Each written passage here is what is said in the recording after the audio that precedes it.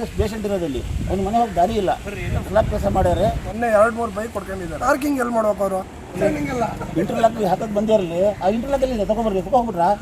ಇದ್ರ ಮೇಲೆ ಮಣ್ಣು ಹೇಳಿದೆ, ಅದ್ರ ಮೇಲೆ ಇದು ಹಾಕಿ ಸುಮ್ಮನೆ ಇಂಟರ್ಲಾಕ್ ಇಟ್ಟು ಹೋಗ್ತಾರೆ. ಅಲ್ಲಿ ಡಯಾಲಿಸಿಸ್ ಪೇಷಂಟ್ ಇರೋದಲ್ಲಿ ಅವ್ನು ಮನೆ ಹೋಗಿ ದಾರಿ ಇಲ್ಲ.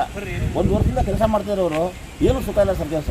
ಅಟ್ಟ ಸ್ಲಾಬ್ ಕೆಲಸ ಮಾಡ್ಯಾರೆ, ಅದಕ್ಕೆ ಕೆಲಸನೂ ನಿಲ್ಲಿಸಿ ಸರ್. ಅವ್ರಿಗೆ ಕಂಟ್ರಾಕ್ಟರ್ ಫೋನ್ ಮಾಡ್ತಾರೆ, ಫೋನ್ ಎತ್ತಾ ಇಲ್ಲ, EW ಫೋನ್ ಎತ್ತಾ ಇಲ್ಲ. ಬರ್ತೀನಿ ಅಂತಾರೆ, ನಾವು ಹುಡುಗರಿಗೆ ಕಳಿಸ್ತಾರೆ, ಇದು ಮಾಡ್ತಾರೆ ಅಷ್ಟೇ ಸರ್. ಮತ್ತು ಮಳೆ ಹೋಗೋಕ್ಕೆ ಚರಂಡಿಯಲ್ಲಿ ಏನೇನೂ ಇಲ್ಲ ಅಲ್ಲಿ. ಹೌದಾ ಗಾಡಿನೂ ಹತ್ತಲ್ಲ. ಇದೊಂದು ವ್ಯವಸ್ಥಿತವಾಗಿ ಮಾಡ್ಯಾರ, ಅದು ಇಲ್ಲ. ಬಂದು ಎಷ್ಟು ಮೊನ್ನೆ 2-3 ಬೈಕ್ ಕೊಡ್ಕೊಂಡಿದ್ದಾರೆ.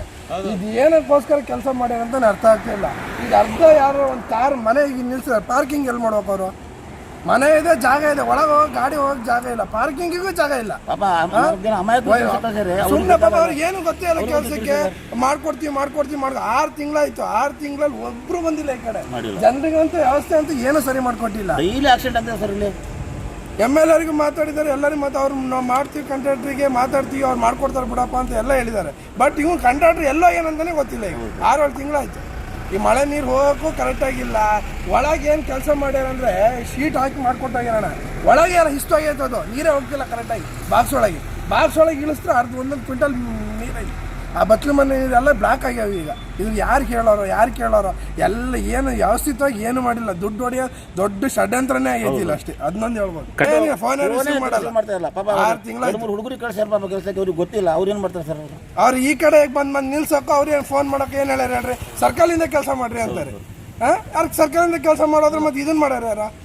100 ಮೀಟ್ರೂ ಹಾಕೋಗಲ್ಲ. ಈಗ ನೋಡ್ರಿ, ಅರ್ಧ ಲೋಡ್ ಐತಿ ಇದು ಬಂದಿರೋದು ಓಲಾ ಬ್ಲಾಕ್ಸ್. ಅರ್ಧ ಲೋಡಲ್ಲಿ 100 ಮೀಟ್ರ್ ಹಾಕೋಕ್ಕಾಗಲ್ಲ. ನಮಗೆ ಹೇಳಿರೋದಷ್ಟು 500 ಮೀಟ್ರ್ ಅಂತ ಹಾಕಿ. ಈಗ 100 ಮೀಟರ್ ಇಲ್ಲಿ ಏನು ದುಡ್ಡು ಕೊಟ್ಟರಿಗೆ ಒಂಚೂರು ಮತ್ತೊಂದು ಕಾಂಕ್ರೀಟ್ ಹಾಕಿ ಮನೆ ಬಾಗ್ಲಿಗೆ ಟಾರ್ ಹಾಕೊಟ್ಟೋಗ್ಯಾರಿ. ನಮಗೆ ಟಾರು ಇಲ್ಲ, ಮಣ್ಣು ಇಲ್ಲ, ಏನಿಲ್ಲ. ನಾವೇ ಮಣ್ಣು ತರ್ಸ್ಕೊಂಡು ಮಣ್ಣು ಹಾಕ್ಸ್ಕೊಂಡಿರೋದು. ನೀವು ದಾರಿನೇ ಇಲ್ಲ. ಪಕ್ಕದ ಮನೆಯಿಂದ ಹೋಗ್ಬೇಕು, ನಾವು ಬೇರೆಯವ್ರ ಮನೆಯಿಂದ ಹೋಗ್ಬೇಕು. ಬೈಕ್ ರೋಡಲ್ಲಿ ಇಡ್ಬೇಕು, ಕಾರ್ ರೋಡಲ್ಲಿ ಇಡ್ಬೇಕು. ಇವ್ರು ಏನು ವ್ಯವಸ್ಥಿತವಾಗಿ ಏನು ಮಾಡಿಲ್ಲ, ಕರ್ಮ ಇವ್ರದ್ದು.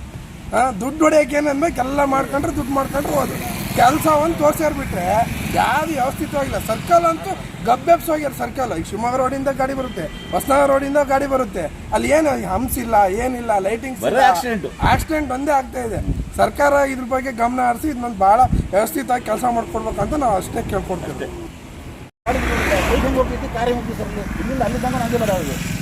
ಬರ್ರಿ ಈ ಕಡೆ ಬರ್ರಿ. ಇದಾದ್ಮೇಲೆ ಅಲ್ಲಿ ನೀರು ಹೋಗಿ ಮಳೆಗಾಲದ ನೀರು ಹೋಗಿ ಆ ಕಡೆ ಒಂದು ತೋರಿಸ್ತೀನಿ.